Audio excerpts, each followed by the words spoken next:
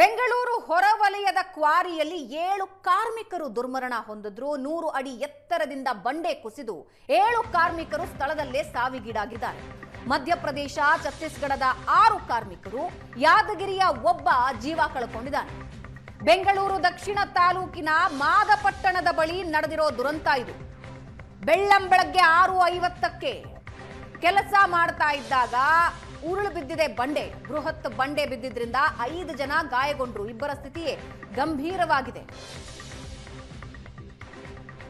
ರಕ್ಷಣಾ ಕಾರ್ಯಾಚರಣೆಯ ವಿಜುವಲ್ಸ್ ನೀವು ನೋಡ್ತಾ ಇದ್ದೀರಾ. ಮೃತದೇಹಗಳನ್ನ ತೆಗಿತಾ ಇದೆ ರಕ್ಷಣಾ ಸಿಬ್ಬಂದಿ.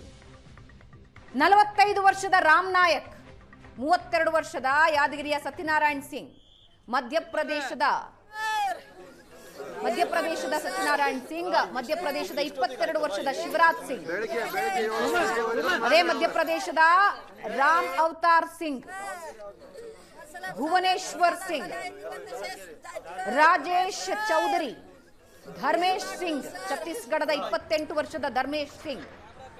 ಹೊಟ್ಟೆಪಾಡಿಗಾಗಿ ಬೇರೆ ಬೇರೆ ರಾಜ್ಯಗಳಿಗೆ ಬಂದು ಆಶ್ರಯ ಪಡ್ಕೊಂಡಿರೋ ಕೂಲಿ ಕಾರ್ಮಿಕರು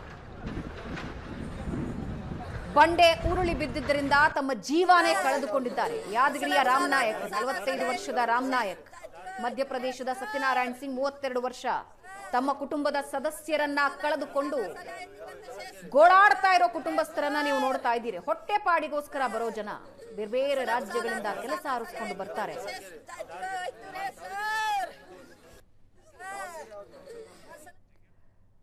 ಇನ್ನು ಬೆಂಗಳೂರು ಹೊರವಲಯದ ಕಲ್ಲು ಕ್ವಾರಿಯಲ್ಲಿ ಬಂಡೆ ಬಿದ್ದು 7 ಜನ ಸಾವಿಗೀಡಾದ ಪ್ರಕರಣ ಸಂಬಂಧ ಸ್ಥಳಕ್ಕೆ ಎಸ್ಟಿ ಸೋಮಶೇಖರ್ ಭೇಟಿ ಕೊಟ್ಟರು. ಈ ದುರಂತಕ್ಕೆ ಮಾಲೀಕರು ಮತ್ತು ಅಧಿಕಾರಿಗಳು ಜವಾಬ್ದಾರರು. ಕೆಲಸ ಮಾಡೋವಾಗ ಎಚ್ಚರ ವಹಿಸದೇ ಇದ್ರೆ ಈ ರೀತಿಯ ಘಟನೆ ನಡೆಯುತ್ತೆ ಅನ್ನೋದಕ್ಕೆ ಇದೇ ಉದಾಹರಣೆ. ಕಳೆದ ಬಾರಿ ಚಿರತೆ ಮೃತಪಟ್ಟಾಗಲೇ ಕಲಾಪದಲ್ಲಿ ನಾನು ಎಚ್ಚರ ಕೊಟ್ಟಿದ್ದೆ. ನಾನು ಸಿಎಂಗೆ ಕಠಿಣ ಕ್ರಮಕ್ಕೆ ಮನವಿ ಮಾಡಿದ್ದೇನೆ ಅಂತ ಎಸ್ಟಿ ಸೋಮಶೇಖರ್ ಮಾತಾಡಿದ್ದಾರೆ. ಸ್ಥಳಕ್ಕೆ ಬಂದು ಮಾತಾಡಿದ್ದಾರೆ.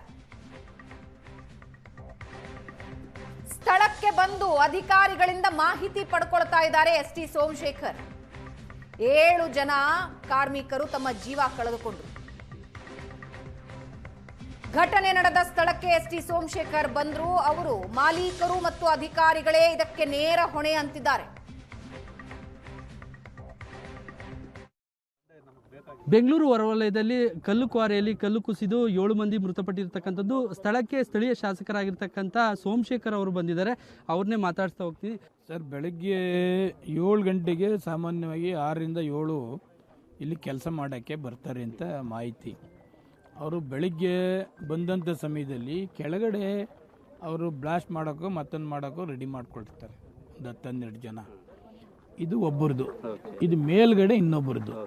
ಆ ಮೇಲ್ಗಡೆ ಇಟ್ಯಾಚಿಲಿ ಅದನ್ನು ಕ್ಲೀನ್ ಮಾಡಿ ಅವರು ಅಲ್ಲಿ ಬ್ಲಾಸ್ಟ್ ಮಾಡೋದು ಮತ್ತೊಂದು ಮಾಡೋದು ಅವರು ರೆಡಿ ಮಾಡ್ಕೊತಾವ್ರೆ. ಅದು ಅಚಾತುರ್ಯ ಏನಾಗಿದೆ ಅಂತಂದರೆ ಮೇಲ್ಗಡೆ ಮಾಡುವಾಗ ಭಾಳ ಎಚ್ಚರ ವಹಿಸ್ಬೇಕಾಯ್ತು. ಯಾಕೆಂದರೆ ಕೆಳಗಡೆ ಬಿದ್ದರೆ ಬೈ ಚಾನ್ಸ್ 10 ಜನ 100 ಜನ ಇಲ್ಲಿ ಕೆಲಸ ಮಾಡ್ತಾರೆ, ಹೆಚ್ಚು ಕಡಿಮೆ ಆಗ್ತದೆ ಅನ್ನೋದು ಅವನಿಗೆ ಜ್ಞಾನ ಇರಬೇಕಾಯ್ತು ಮೇಲ್ಗಡೆಯವ್ರಿಗೆ. ಆ ಇಟಾಚಿ ಜೊತೆಗೆ ಅದೆಲ್ಲ ಕಲ್ಲು ಬಂಡೆಗಳು ನೋಡಿ ಬಿದ್ದಿದೆ, ಇಲ್ಲಿ ಗಂಟ ಬಿದ್ದಿದೆ. ಅವ್ರು 3-4 ಜನ ಆ ಸೌಂಡ್ ಕೇಳಿಕೊಂಡು ಬಚಾವಾಗಿದ್ದಾರೆ. ಪಾಪ ಅವ್ರ ಅದೃಷ್ಟ. ಬಚಾವ್ ಮಾಡಕ್ಕೆ ಆಗದೆ ಇರ್ತಕ್ಕಂಥ ಅವರು ಆ ಕಲ್ಲು ಬಂಡೆಯಲ್ಲಿ ಸಿಗಾಕೊಂಡಿದ್ದಾರೆ. 7 ಜನ ಹೋಗಿದ್ದಾರೆ, 5 ಜನ ಏನೋ ಹಾಸ್ಪಿಟ್ಲಲ್ಲಿ ಇದ್ದಾರೆ ಅಂತೆ RR ನಗರಕ್ಕೆ. ಅದಕ್ಕೆ ನಾನು ಹೇಳ್ತಕ್ಕಂಥದ್ದು ಕೆಳಗಡೆ ಇರಲಿ, ಮೇಲ್ಗಡೆ ಅಟ್ಲೀಸ್ಟ್ ಬಿದ್ದರೆ ಏನಾಗ್ತದೆ, ಕೆಳಗಡೆ ಕೆಲಸ ಮಾಡ್ತಾರೆ ಅಂತಕ್ಕಂಥದ್ದು ಪರಿಜ್ಞಾನ ಮೇಲ್ಗಡೆನಿಗೆ ಇರಬೇಕಾಗ್ತದೆ. ಅಂದರೆ ಬಫರ್ ಝೋನ್ ಎಲ್ಲ ಉಲ್ಲಂಘನೆ ಮಾಡಿ ಈ ಕ್ವಾರಿ ನಡೆಸ್ತಾ ಇದ್ರು, ಇಲ್ಲಿಗೆಲ್ಲ ಕ್ವಾರಿ ನಡೆಸ್ತಾ ಇದ್ರು ಅನ್ನೋ ಆರೋಪ ಇದೆ. ಇದು ಈ ಹೋದ ಸಾರಿ ಒಂದು ಪ್ರಾಣಿ ಸುತ್ತೈತು, ಚಿರತೆ ಗರ್ಭಿಣಿದು. ಆವಾಗಲೇ ನಾನು ಅಸೆಂಬ್ಲಿಯಲ್ಲಿ ಪ್ರೆಸ್ಗೆಲ್ಲ ಗಲಾಟೆ ಮಾಡಿದ್ದೆ ನಾನು. ಕಲ್ಲು ಕ್ವಾರಿ ದುರಂತದಲ್ಲಿ ಗಾಯಗೊಂಡವರಿಗೆ ಚಿಕಿತ್ಸೆ ಮುಂದುವರೆದಿದೆ. RR ನಗರ ಆಸ್ಪತ್ರೆಗೆ ಅಶೋಕ್ ಛಲವಾದಿ ಭೇಟಿ ಕೊಟ್ಟಿದ್ದಾರೆ. ಆಸ್ಪತ್ರೆಯಲ್ಲಿ ಗಾಯಾಳುಗಳ ಆರೋಗ್ಯ ವಿಚಾರಿಸಿದ್ದಾರೆ ಬಿಜೆಪಿ ನಾಯಕರು. ಕಲ್ಲು ಕ್ವಾರಿ ದುರಂತದಲ್ಲಿ ಬಡ ಜೀವಿಗಳು ಬಲಿಯಾಗಿದ್ದಾರೆ. ಅಧಿಕಾರಿಗಳ ಭಾಗಿ ಇಲ್ಲದೆ ಇಷ್ಟೆಲ್ಲ ದುರಂತ ಆಗೋದಿಲ್ಲ. ಸರ್ಕಾರದ ವಿರುದ್ಧ ಅಶೋಕ್ ಛಲವಾದಿ ನಾರಾಯಣ ಸ್ವಾಮಿ ಆಕ್ರೋಶ ಹೊರಹಾಕಿದ್ದಾರೆ. ಈ ಥರ ಇಲ್ಲಿಗಲ್ ಇರುವಂಥ ಇದೇನು ಮೊದಲೇ ಅಲ್ಲ. ಬೆಂಗಳೂರು ಸುತ್ತು ಕಳೆದ 2-3 ವರ್ಷದಲ್ಲಿ ಚಿರತೆ ಸಾವಾಗಿದ್ದು ನೋಡಿದ್ರೆ ಬ್ಲಾಸ್ಟ್ ಮಾಡಿ ಬೇರೆ ಬೇರೆ ಎಲ್ಲ ಆಗಿದೆ ಇಲ್ಲಿ.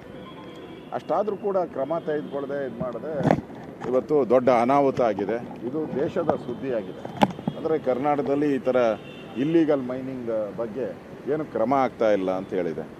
ಮತ್ತು ಯಾರು ಅವನು ಮಾಡ್ತಾ ಇದ್ದಾನಲ್ಲ ಅವನ್ನ ಇದುವರೆಗೂ ಕಾವಲು ಕಾಯ್ತಾ ಇದ್ದಾರೆ ಪೊಲೀಸರು. ಯಾಕೆ ಬಂಧಿಸಿಲ್ಲ ಅವನ್ನ?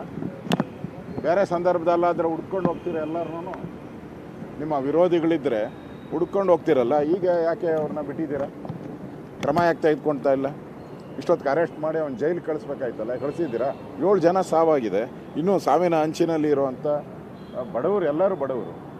ಅವ್ರು ಕಂಪ್ಲೇಂಟ್ ಕೊಡೋಕ್ಕೂ ಶಕ್ತಿ ಇಲ್ಲ. ಆ ಥರದವರು ಇಲ್ಲಿ ಇರೋವಂಥದ್ದು. ನಮ್ಮ ವಿರೋಧ ಪಕ್ಷದ ಮೇಲ್ಮನೆ ನಾಯಕರಾದಂಥ ನಾರಾಯಣ ಸ್ವಾಮಿ ಅವರು ನಾವಿಬ್ಬರು ಬಂದು ಸ್ಥಳಕ್ಕೆ ಇಮಿಡಿಯೇಟಾಗಿ ಬಂದಿದ್ವಿ. ಸರ್ಕಾರ ಕೇವಲ ತನ್ನ ದಾರಿಯಲ್ಲಿ ತಾನು ನಡೆದರೆ ಆಗೋದಿಲ್ಲ, ಜನರ ದಾರಿಯಲ್ಲಿ ನಡೀಬೇಕು. ಇವತ್ತು ನಾವು ಯೋಚನೆ ಮಾಡಬೇಕು. ಒಂದು ಸಾರಿ 7 ಬಡ ಜೀವಗಳು ಈ ರೀತಿ ಪ್ರಾಣತ್ಯಾಗ ಆದರೆ ಸೊ ಅವರ ಮನೆತನಗಳು ಹೇಗೆ ಬದುಕ್ತವೆ ಜೀವನದ ಮುಂದೆ ಅಂತಕ್ಕಂಥದ್ದನ್ನು ಯೋಚನೆ ಮಾಡಬೇಕು.